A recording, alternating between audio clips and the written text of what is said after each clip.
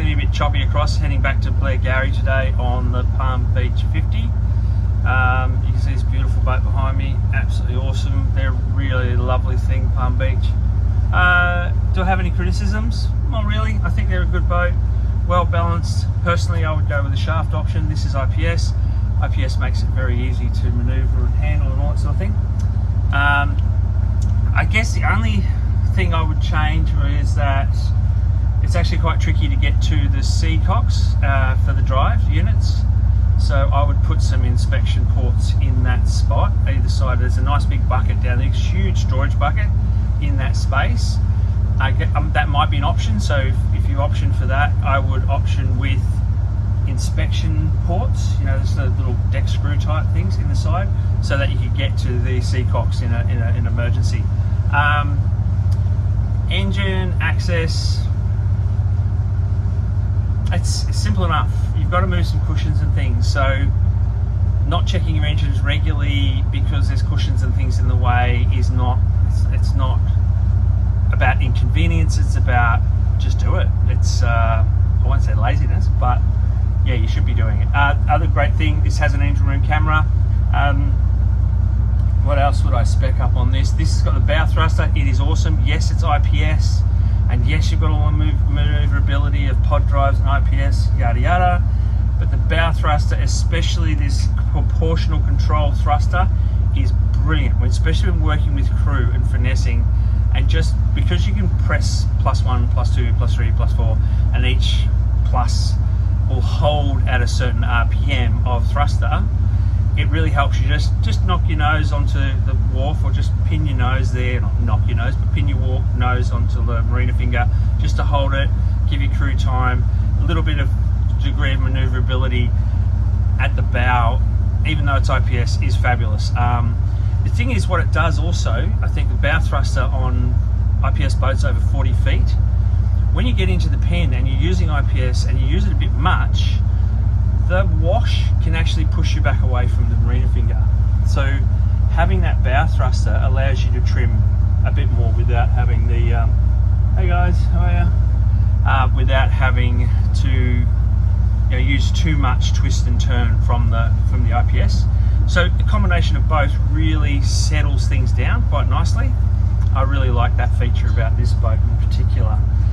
It's got the Humphrey stabilizers, which is awesome. Personally, I use them, the trim, not list control, sort of basically this control. Yeah, I use that in auto because I just want to stay level as I can. But the actual pitch, up and down control, I usually manually operate that. It's just my liking. When you're learning about the boat, yes, setting the sort of set and forget functions is really good in calmer waters, but when you're dealing with something a little bit heavier gear, heavier conditions, yeah, having that trim control at your fingertips is really good. So the helm is as a helm should be. It's all here in front of me. I've got my analog, well, they're all digital now, but they look analog. The analog control, the analog systems here with the importance, which is always should be here. I'd move those from your digital display like they've done here, which is awesome. This thing being a Volvo Penta, and very modern Volvo Penta, it's got this screen down to my left hand side here, my port hand side, has all my data. You can have engine load, you can pull up all sorts of things, you can customize your screens. It's epic. Yeah, so everything's just here where I need it to be. I do like these windows. On the 45, it's a bit smaller, but still, if I drop this all the way down, you can see it's just up here a little bit, right here. If I drop this all the way down, I can still swing my legs out there and get onto my deck through this. I've got to duck a bit, but I can still get access to my deck here. So this particular one doesn't have a joystick controller, a remote controller. Easy enough to set up, easy enough to put in. Probably the only thing, if I was a solo operator, I'd consider it. Like, you know, I can do this, I can dock this boat by myself if I have to. It's just easier if you've got the controller. You can drop your lines while you're basically holding on to the control of the boat. What else? Look, a lot of boats now, I don't know if Palm Beach are going this way, if they're going to go that way with the big push and big hard top over the top like this, and I'm sorry, I know I keep going on like an old school skipper. I'm like nothing like the old school kiddies. But look, bang, it just freaking works, and that's it. That's all you need. It's just a hatch. It works. There's no cables and wheels and motors and all sorts of things. And it's not like the difference is reach up, open it, then push a button on the helm. I'm sure if you wanted helm button things, bzz, and a little button here, bzz, then go for it. Yep, so here we are coming out of Martha Cove. Got everything pretty well tied down, everything's strapped in. We're all good.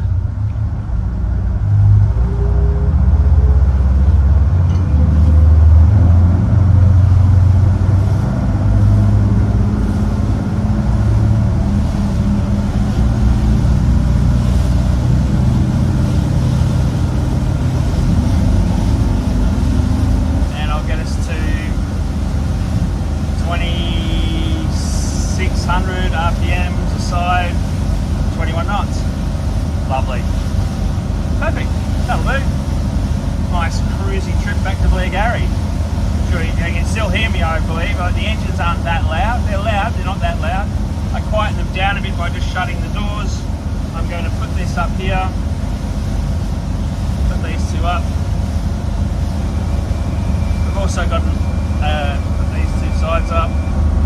So now I will just trim a little bit of trim down, just to pop my nose down a little bit so I can see over a bit. Look at that, beautiful. Beautiful. Yep, 21, 22 knots, 2600 RPMs, just cruising along beautifully. Okay. What I'll do is I'm just going to pilot. I'm going to go shut the back door for you so you can hear what it sounds like with the back door closed.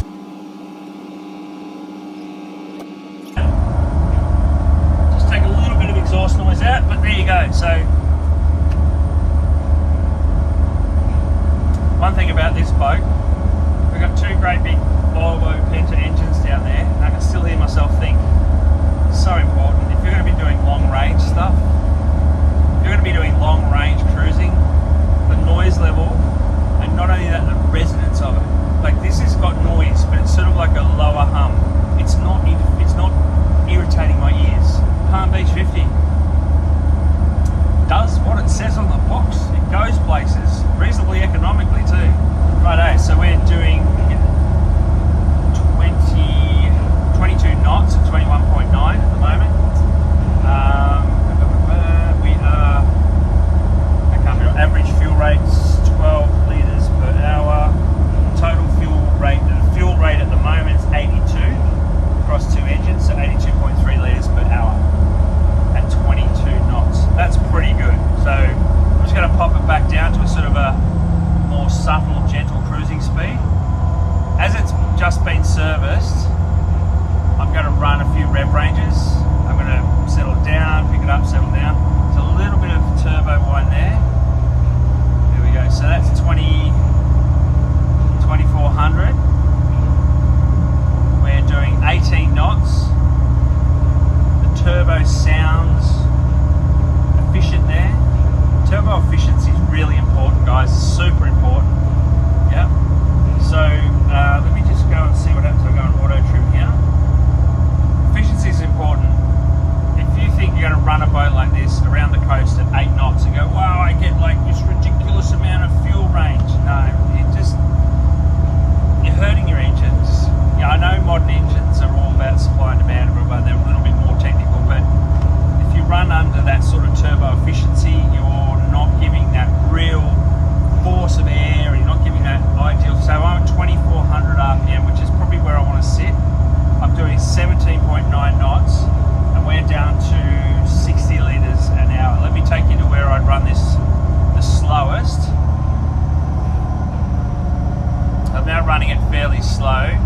There we go. Let's go 2200 RPM, 15 knots across both engines. We're at 45 litres an hour.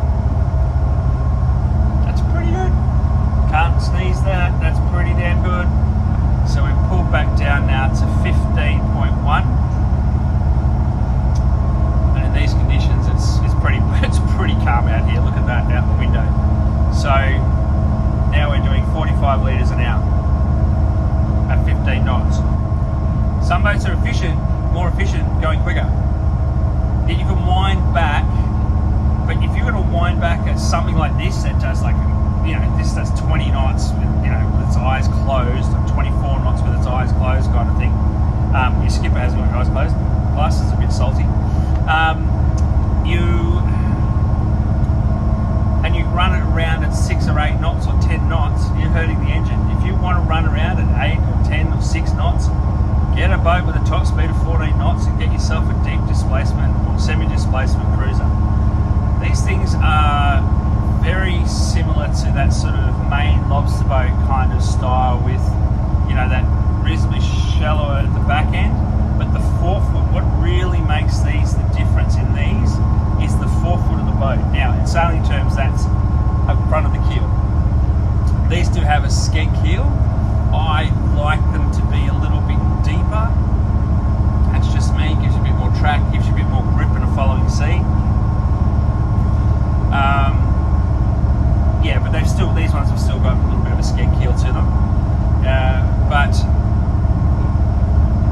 what that translates to is the forefoot shape is so important. That bow shape, how it cuts the waves, but not only that, in a following sea, how that forefoot is coming back. It doesn't come back too flat too quickly. It doesn't come back too sharp too far. For me, that is the real brains, the genius zone in designing something like that. And that's where I think a certain fella named Mark came up with this concept of this hull. And yes, it's influenced by that main lobster boat style, but the forefoot here is really something special. And the way that the water sheets off the hull, all that sort of thing, it's a real it's a precision art. And I think they've got it right in this, for the operating parameters of what they expect these boats to do. So like, you look at what you want your boat to do and you fit those operating parameters. Yeah. And these would surf fairly well too, I'd imagine. I haven't done a lot of ocean surfing in these, and I wouldn't mind doing it, and I think it'd be great fun. I really like it. And you can see now, I don't have the trim. I have no trim on. I have no trim assist on now. I've turned it off. It's not doing anything. I'll have my own active trim. And we've got a little bit of swell. We've beamed onto a little bit of what, maybe 2 footer, if that, not even, right? And she's just making her way through it. I'm doing 15 knots, 45 litres an hour. And that's the thing, if you put a gyro in one of these, a gyro stabilizer in one of these, it would make it exponentially more awesome. But it doesn't need it. The hull form doesn't really need it. It's good, but if you, like, I'm just moving around a little bit here, but this is okay because I've slowed down a bit. If I picked up, I'd be a little bit more stiffer in the water. Design a boat that does what it says out of the box. Then everything you bolt onto it makes it freaking epic, next level. So what I'm seeing is, and I'm going to be really blunt here, is I'm seeing a lot of boats that are designed with, we're going to put a gyro stabilizer in. We're going to have these trim systems. We've got all this technology that'll make it work and make it work. And we're getting into boats where you can't see over the bow unless you're doing 18 knots because you have to come up onto the plane. We're seeing boats where there's so much volume above the waterline, they sort of wallow and they're too tender and they're not stiffening up into the stuff. And the only way they become stiff is by going fast. And then we're seeing boats where not only do you have trim tabs, but they have what I've now nicknamed weatherboards. The old weatherboards on a house, they're about this big, that long. And they'll put these things right up the transom and have a little lip like this, just off the transom, so the water's coming off the transom, and this little lip. That might be by design, but it feels to me like I need to put this little trim plate thing all the way down, which is a permanent fixture, to be able to get the boat to put its nose down until I get over 18 knots. So this is kind of what's happening. It's like, I agree that you should be able to use technology to make boats better. To make boats better, not make better boats. Okay, that's just my way of looking at it. Like, you could get a no-frills one of these without all the bling, just with some shafts and some rudders and nothing else, and you'd still have a great East Coast boat.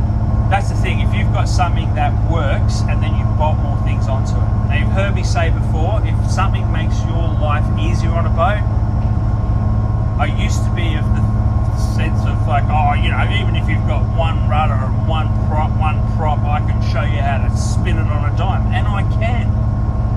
But that's only because I've been doing it for like 30 plus years, and I started out in single screw rudder boats. If you're getting into boating for the first time, or you're, you know, your second or third boat, and you can bolt a thruster on the back and bolt a thruster on the front, you can just bolt thrusters everywhere you like, whatever. Or if you're going to go IPS, just expect a higher maintenance schedule, that's it. A little bit more on maintenance costs. If it's something that makes your life easier, bolt that thing to your boat. Start with a good boat. Just start with a boat that, you know, like, it doesn't need. So some boats that are coming out now, they'll say, oh, we have an option for, and they've already got the stuff in them to bolt the thing in. And depending on the make of the boat, if they're saying it's an option 4, take that option, especially when it comes to gyros, especially if you're dealing with a boat that's less than 50 foot high, 50 foot long, sorry, 50 foot high, 50 foot long, and the freeboard of the gunnel is taller than you. I'm 6'3". Yep. If the gunnel height is way taller, and it's like, you go, geez, I can't step down off this. The gunnel height above waterline here, where I'm sitting, the deck height above waterline, for me, is probably only, what, 1.5 metres? You go, geez, that's close to the water. No, it's not. It's where it needs to sit to keep the weight low. This hard top, I believe, correct me if I'm wrong, PB, please, this is all carbon fibre above me to keep the top low. The engines are down, the engines are forward. Yes, they probably run some of the longer jack shafts for the IPS than most boats, but that means the weights are all sitting down the back of the boat, and the petrol tanks are, fuel tanks are either side of us. I'm seeing boats now that, like, if you look at the size of the boat, it's like there's this whole void at the front, massive void at the front, and then everything's packed in the back. The engines, you know, big V8s, you know, straight 6 engines, you know, sometimes V10s, V10s, V12. They're all sitting right at the back, and then they've got a little jack shaft, and then you've got the IPS, or you've got the jacked here, and they've got this really quick V drive, a really short shaft with a sharp angle going out to props. Everything's in the back, and then the fuel tank is just in front of that, often under the mid-cabin bed, which is not a problem. But what happens is when that fuel starts going down, the weight just sits at the back, and you need that planing pressure just to keep the back of the boat up, to keep its nose down. And you start hitting really big seas, you start doing this, whack, whack, because there's no weight here anymore. There's no weight in the centre of the boat. It's all gone. Once you get by 50% or down to, you know, 40% fuel, you've lost so much weight here that your balance point is too far back. So this is the thing, you know, IPS is really awesome, but it should be also thought about as weight. And this is why I believe that Palm Beach and boats makers like this have kept the weight centre, and they've kept the boats lower, because it just works. If it ain't broke, don't fix it. You know, and yes, you don't get this massive big cabin going through the middle. And I hope Palm Beach don't end up going to the dark side, just smashing their engines further and further back and relying on that transom planing pressure to bring things down, and having to put weatherboards across the back of their boat. I don't think they will, because they've come up with such a good formula. Anyway, I'm just rambling now. But I think it's important to really think about the hull dynamics and the weight dynamics and the trim dynamics of boats. It's critical, because it's so important. Like, if you're using a boat and it's, you know, engines all the back, it's massive cabin space, it's all good, use it in calmer waters. Use it in, you know, like a moderate day on Port Phillip Bay with our short, sharp, shitty chop. I can just plough this across the bay. There are certain boats I did it, they would try and keep up with me. They would have probably one of the worst days of boating ever. Yeah, because we're slicing and dicing, and yeah, we're getting a bit of spray and all that sort of stuff. Yeah, where we are slicing and dicing. We're getting through it. You know, we're still lifting and falling, but we're not slamming and banging. It's just important to really understand. So, we're doing a book, guys. We're doing a book. I've worked out its title. It's first draft as in depth. And it's first draft, understanding boat ownership from the keel up. And it's more geared around boat buying and how to buy a boat, how to look at boats, how I look at boats, how people should look at boats to get the right outcome for their family, for their lifestyle expectation. The book has come from just so many times meeting the right owner and the wrong boat, and too many times just putting shattered dreams back together and seeing the lack of knowledge. And getting onto boats and looking at their GPS and going, wow, look where that track has been, and they've been over some shallow water and they've come close to grounding their boat. And so that's where this book has come from. Still working on the title. I like first draft because it will be a first draft of many to come. And yeah, play on words. So okay, so let me know if you think it's a good idea, if it's a good idea for a book, and if you would pick it up or grab it on an audio book, or read it, binge read it. It won't be massive, but it'll be very to the point, and it'll be all about that, what to look for when looking for a boat. All right, guys, happy boating. Bye for now.